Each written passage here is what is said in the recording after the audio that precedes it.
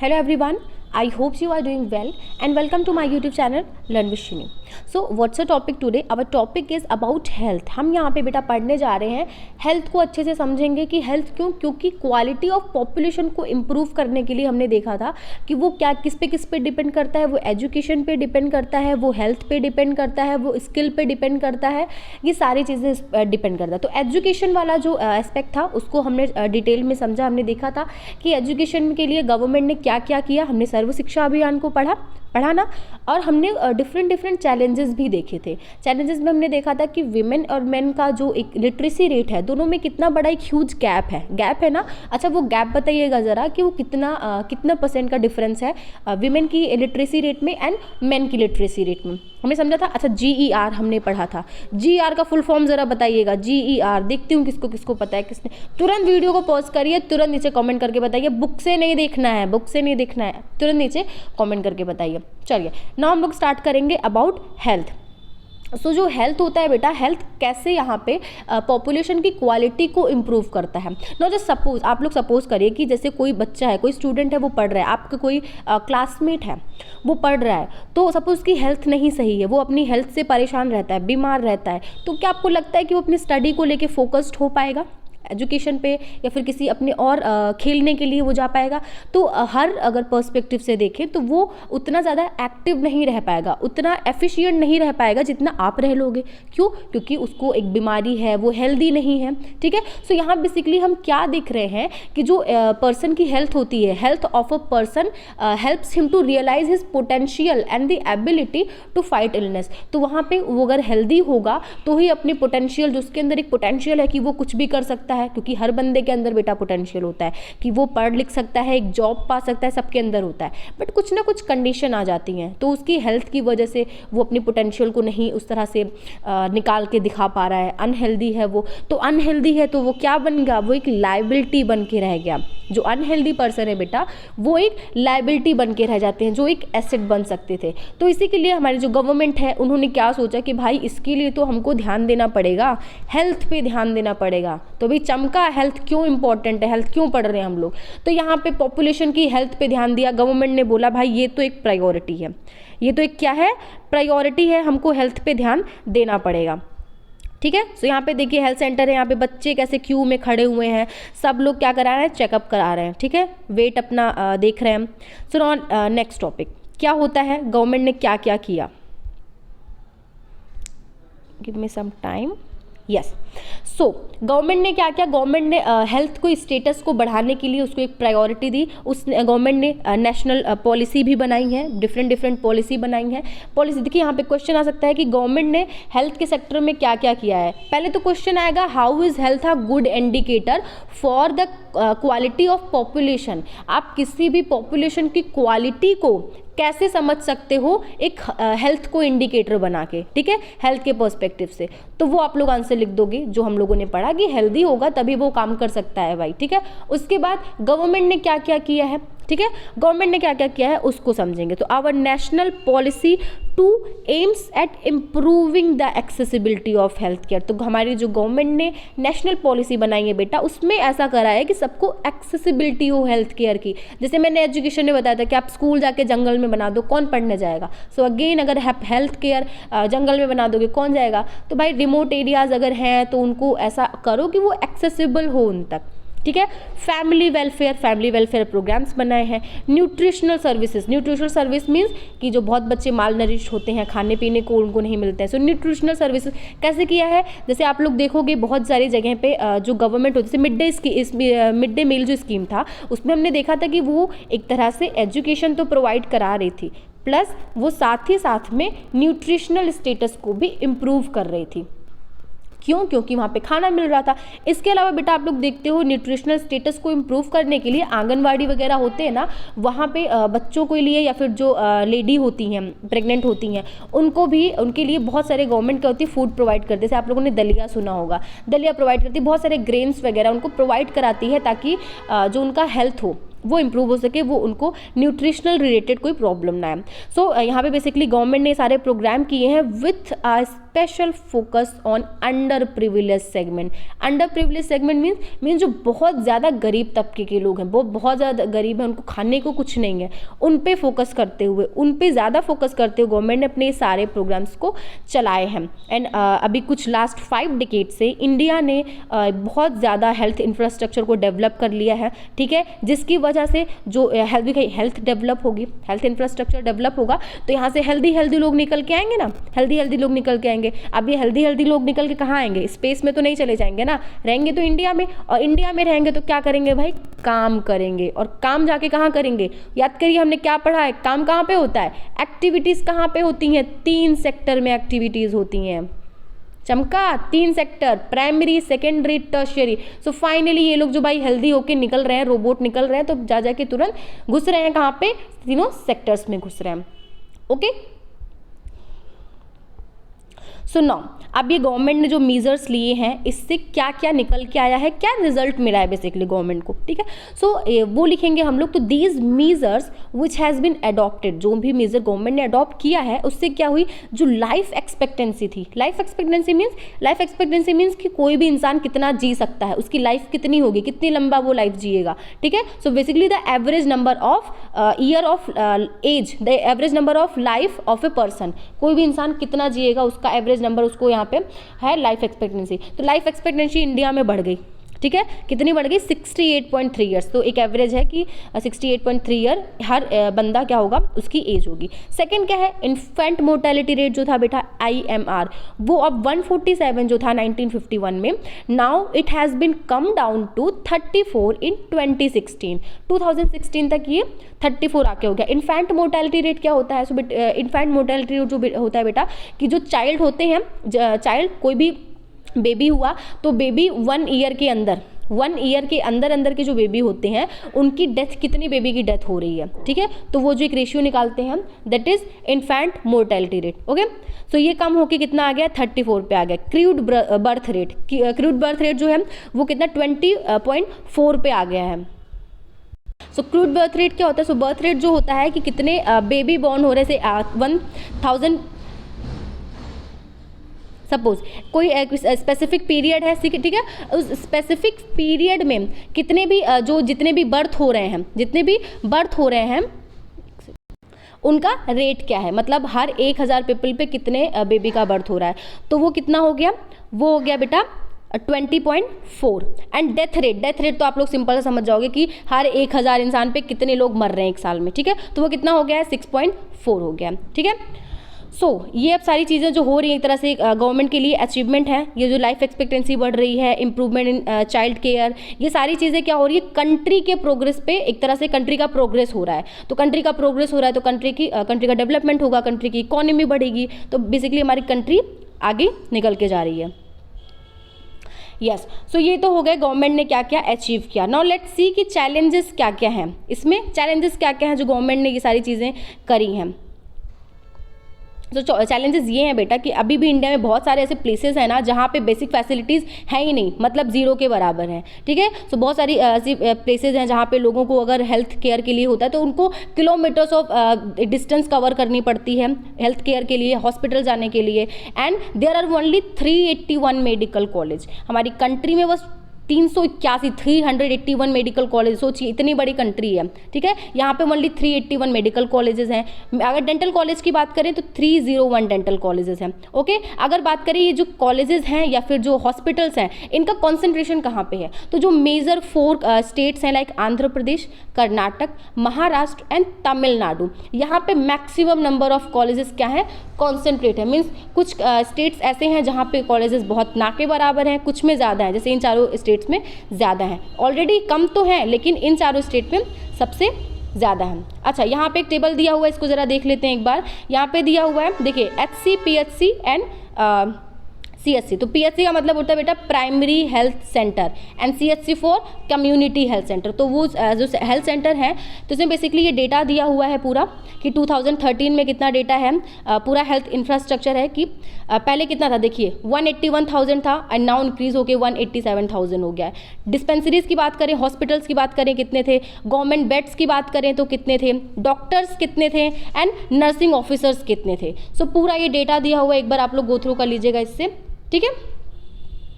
So now let's move toward new topic, our unemployment. Unemployment, तो unemployment समझना पड़ेगा पहले, अनएम्प्लॉयमेंट है क्या, तब हम लोग समझेंगे कि अनएम्प्लॉयमेंट कैसा एक फैक्टर होता है for the quality of the population, तब समझेंगे। तो पहले तो एग्जांपल हम लोगों ने जो एक स्टोरी पढ़ी थी, किसकी स्टोरी पढ़ी थी, शकल वाली स्टोरी पढ़ी थी, याद करिएगा। तो शकल की स्टोरी में हमने क्या देखा था कि जो शकल की मॉम थी, शीला थी ना, वो घर के काम कर रही थी, उसके जो फादर थे बूटा वो फील्ड पे जा रहे थे, एंड शकल के जो भाई बहन थे वो ऐसा खेलते कूदते थे और मम्मी पापा की हेल्प करते थे, ठीक है। तो ये जो लोग थे, तो यहाँ पे हम लोग देख रहे हैं कि कुछ लोग काम कर रहे हैं एंड कुछ लोग काम नहीं कर रहे हैं। तो यहाँ पे हम लोग को तो अभी तो यही पता है कि जो काम करते हैं वो एम्प्लॉयड होते हैं, जो काम नहीं करते हैं वो अनएम्प्लॉयड होते हैं। तो यहाँ पे बताइए क्या वो जो शकल है, शकल के भाई बहन है, क्या वो अनएम्प्लॉयड होंगे, चलिए समझते हैं। सो अनएम्प्लॉयड का मतलब क्या होता है, अनएम्प्लॉय मीन्स होता है, unemploy means when people are willing to work at the going wages but they can not find job. मतलब कोई ऐसा इंसान है, वो लोग क्या है, उनको काम चाहिए, काम चाहिए बट उनको काम मिल नहीं रहा है, तब हम लोग बोलेंगे कि हाँ वो अनएम्प्लॉयड है, ठीक है। अब जैसे आप लोग पढ़ाई कर रहे हो, अभी अब आप लोग पढ़ रहे हो, अब आप लोग कुछ काम तो नहीं कर रहे हो ना, आप लोग बस क्या है, घर जा रहे हो, पढ़ाई कर रहे हो, यहाँ पे आके पढ़ाई कर रहे हो, खा रहे हो, खेल रहे हो, तो इसका मतलब क्या अब अनएम्प्लॉयड हो गए, नो। अनएम्प्लॉयमेंट की एक एज होती है, जो वर्किंग पॉपुलेशन होती है, अगर उन लोगों को वर्क ना मिले तब हम लोग बोलते हैं उनको कि वो अनएम्प्लॉयड है। जैसे यहाँ पे अगर बात की जाए एज की, यस, सो जो वर्किंग पॉपुलेशन की एज होती है बेटा, that is between 15 years to 59 years. So 59 years तक के 15 टू 59 ईयर्स तक का जो ये एज गैप होता है, इसी को बोलते हैं वर्किंग पॉपुलेशन। सो अगर इस एज के बीच में कोई काम करना चाहता है या फिर कोई अनएम्प्लॉयड बैठा है, कोई कुछ काम नहीं कर रहा है, तो हम लोग बोलेंगे कि यहाँ पे अनएम्प्लॉयमेंट एग्जिस्ट कर रही है। बट यहाँ पे एक फैक्टर और भी जुड़ता है कि क्या वो पर्सन काम करना चाहता है कि नहीं चाहता। जैसे हम यहाँ पे शकल की मॉम का एग्जाम्पल लें, तो वो तो इस वर्किंग पॉपुलेशन की एज में क्या हो रही है, बट यहाँ पे वो काम करना नहीं चाहते क्योंकि उनके पास ऑलरेडी घर के बहुत सारे काम है, तो उनको हम नहीं बोलेंगे कि क्या है, वो अनएम्प्लॉयड है। Okay, so now let's see India के केस में क्या सीन है। तो इंडिया में बेटा क्या सीन है, इंडिया में अनएम्प्लॉयमेंट 2 टाइप का एग्जिस्ट करता है, एक रूरल एरिया में, एक अर्बन एरिया में। So now with in rural area भी there are 2 type of unemployment, first is seasonal and second is disguise unemployment. Seasonal तो आप लोग को नाम से क्लियर हो रहा है कि भाई एक सीजनल होता है कि कभी रहता है कभी नहीं रहता है, तो yes you are right, seasonal जो है एक सीजन में रहता है। जैसे क्या होता है, जो रूरल एरियाज होते हैं, विलेजेस होते हैं, वहाँ पर जो लोग होते हैं वो मेनली एग्रीकल्चर पे डिपेंड होते हैं। तो एग्रीकल्चर तो एक सीजन में होता है ना, कभी हुआ तो कभी लाइक सोइंग सीजन हुआ, सोइंग में आपने सोइंग वगैरह करी, लेकिन उसके बाद जब क्रॉप आपकी ग्रो करती है तो आप जाके वहाँ पे उसको बगल में बैठ के पानी तो दोगे नहीं कि हाँ भाई उसकी पूजा करोगे कि आप ग्रो हो जाओ जल्दी से, आप ठीक है, उस टाइम पे तो आप खाली रहोगे, ठीक है। उसके बाद जब हार्वेस्टिंग सीजन होता है तो फिर अगेन आप बिजी हो जाते हो। तो ये जो बीच का एक टाइम गैप है, उस टाइम पे क्या है, उस टाइम पे जो फार्मर्स होते हैं बेटा वो क्या होते हैं, अनएम्प्लॉयड होते हैं। तो इसी को बोला जाता है एक तरह से सीजनल अनएम्प्लॉयड, जहाँ पे उनके पास कोई काम नहीं होता है, और ये मेनली कहाँ पे होता है, ये एग्रीकल्चर मीन्स रूरल एरियाज में होता है, ठीक है। Non next disguise unemployment. Disguise employment क्या होता है, सो डिस्गाइज एम्प्लॉयमेंट एक एग्जांपल से समझेंगे। सपोज एग्रीकल्चर कर रहे हैं, कोई गांव है, वहाँ पे एक फैमिली है, फैमिली में 5 मेंबर्स हैं, ठीक है। 5 मेंबर्स एक फील्ड पे काम कर रहे हैं, अपना फील्ड पे वो काम कर रहे हैं, तो वो 5 जितने मेंबर्स हैं वो सारे उस फील्ड पे लगे हुए हैं। बट वो जो फील्ड है जिस पे वो लोग एग्रीकल्चर कर रहे हैं, उसको ज़रूरत बस 2 बंदों की है, ठीक है, कि अगर 2 भी करेंगे तो भी वो उतना ही प्रोडक्शन देगी। तो ये 3 जो एक्स्ट्रा काम कर रहे हैं इनकी कोई खास ज़रूरत नहीं है, ठीक है। तो देखने में क्या लग रहा है कि 5 के 5 एक फील्ड पे काम कर रहे हैं एंड 5 एम्प्लॉयड हैं, बट एक्चुअली में यहाँ पे ज़रूरत बस 2 की ही है, 3 अगर ना भी रहें तो वो चल जाएगा। तो 3 एक्स्ट्रा है यहाँ पे, ठीक है। तो वो एक्स्ट्रा है तो उनको बोला जाएगा कि दे आर डिस्गाइज्ड अनएम्प्लॉयड, ठीक है, उनकी ज़रूरत नहीं है बट स्टिल वो वहाँ पे लगे हुए हैं, तो इसको बोलेंगे डिस्गाइज। ये भी कहाँ पे मेनली आप देखोगे तो एग्रीकल्चर में ही होता है, रूरल एरियाज़ में होता है। अर्बन एरिया में क्या होता है, अर्बन एरिया में जो अनएम्प्लॉयमेंट एग्जिस्ट करती है बेटा, that is educated unemployment. Educated means पढ़े लिखे जो अनएम्प्लॉयड लोग होते हैं हमको बोलते हैं एजुकेटेड अनएम्प्लॉयड। जैसे किसी ने हम लोगों ने देखा एजुकेशन वाले सेक्टर में, हमने देखा था कि सारे यूथ को पढ़ा दिया हमने, इतने सारे प्राइमरी स्कूल स्टैब्लिश कर दिए हमने, GER लगा दिया, सब कुछ करके सारा हम लोगों ने एजुकेट कर दिया, जितनी भी पॉपुलेशन है एजुकेट हो गई। बट अब क्या है, अब उनको जॉब नहीं मिल रही है, they are not able to find a job. अब जॉब नहीं मिल रही है तो क्या करेंगे, घर पे बैठ जाएंगे। अब देखिए जॉब तो मिलती है बट क्योंकि अब उन लोगों ने मैट्रिकुलेशन की डिग्री ले ली है, ग्रेजुएशन कर लिया है, ठीक है, वोकेशनल स्ट्रीम की स्टडी कर ली है, तो अब उनको जॉब जो चाहिए अब उनके प्रोफेशन के अकॉर्डिंग चाहिए। तो इसलिए क्या होता है, वो सोचते हैं कि हमको अपने प्रोफेशन के अकॉर्डिंग चाहिए, इसलिए कोई भी ऐसा वैसा जॉब नहीं करते हैं। तो इससे क्या होता है, वो घर बैठ गए, वो ग्रेजुएट हैं, पोस्ट ग्रेजुएट हैं, घर पे बैठ गए, तो इसलिए इनको क्या बोलते हैं, एजुकेटेड अनएम्प्लॉयड। ये मेनली बेटा जो अर्बन एरियाज होते हैं वहाँ पे ही इनको देखने को मिलते हैं, ठीक है। दूसरा फैक्टर इसमें ये भी हो सकता है कि जैसे हम लोगों ने देखा था एजुकेशन वाले सेक्टर में, that quality of education. Quality of education मतलब ठीक है आपने एजुकेशन सबको प्रोवाइड करा दी बट क्वालिटी ही वो नहीं है, उस एजुकेशन की क्वालिटी नहीं है। सो अगेन यहाँ पे हम देख रहे हैं कि वो जो एजुकेटेड पर्सन है वो डिग्रियाँ लेकर तो बैठ गए बट क्या है, उनके पास वो स्किल नहीं है, वो जो जॉब के लिए अप्लाई कर रहे हैं उसकी स्किल नहीं है उनके पास। अब जब वो स्किल ही नहीं है तो वो जॉब के लिए जॉब कैसे उनको मिलेगी। तो इसलिए एक रीज़न ये भी हो सकता है कि क्वालिटी ऑफ एजुकेशन भी एक रीज़न हो जाता है जिससे एजुकेटेड अनएम्प्लॉयमेंट एग्जिस्ट करती है। Okay, so now let's, India के केस में हमने देख लिया इंडिया के केस में कितने कितने अनएम्प्लॉयमेंट एग्जिस्ट करते हैं। अब हम लोग देखेंगे कि ये अनएम्प्लॉयमेंट से प्रॉब्लम क्या क्या हो सकती हैं, ठीक है, प्रॉब्लम को समझेंगे। जैसे अनएम्प्लॉयमेंट जो है that leads to wastage of man power, कि जो मैन पावर इतनी सारी हो रखी है, इतनी बड़ी पॉपुलेशन है कंट्री की, तो उनका वेस्टेज हो रहा है कि वो लोग अनएम्प्लॉयड बैठ गए हैं, कुछ काम नहीं कर रहे हैं, ठीक है, पॉपुलेशन इतनी ज़्यादा है तो वेस्टेज ऑफ मैन पावर। तो और जो पीपल थे वो जो एसेट बन सकते थे वो लाइबिलिटी बन के बैठ गए हैं। प्लस लोग जो थे, जैसे एजुकेटेड अनएम्प्लॉयमेंट की हमने बात की, तो लोग एजुकेटेड होके बैठे थे, सोचे थे जॉब मिलेगी बट अब ये होप उन्होंने खो दी है, ठीक है। तो एक होपलेसनेस आ जाती है यूथ के अंदर। और प्लस अब जब अनएम्प्लॉयड है लोगों को भाई अपना खर्चा पानी तो घर का देखना ही है, तो वो चीज़ नहीं हो पा रही है लोगों में। अब अपनी फैमिली का ही पेट नहीं भर पा रहे हैं, अपनी फैमिली के लाइफ को सपोर्ट नहीं कर पा रहे हैं, ठीक है।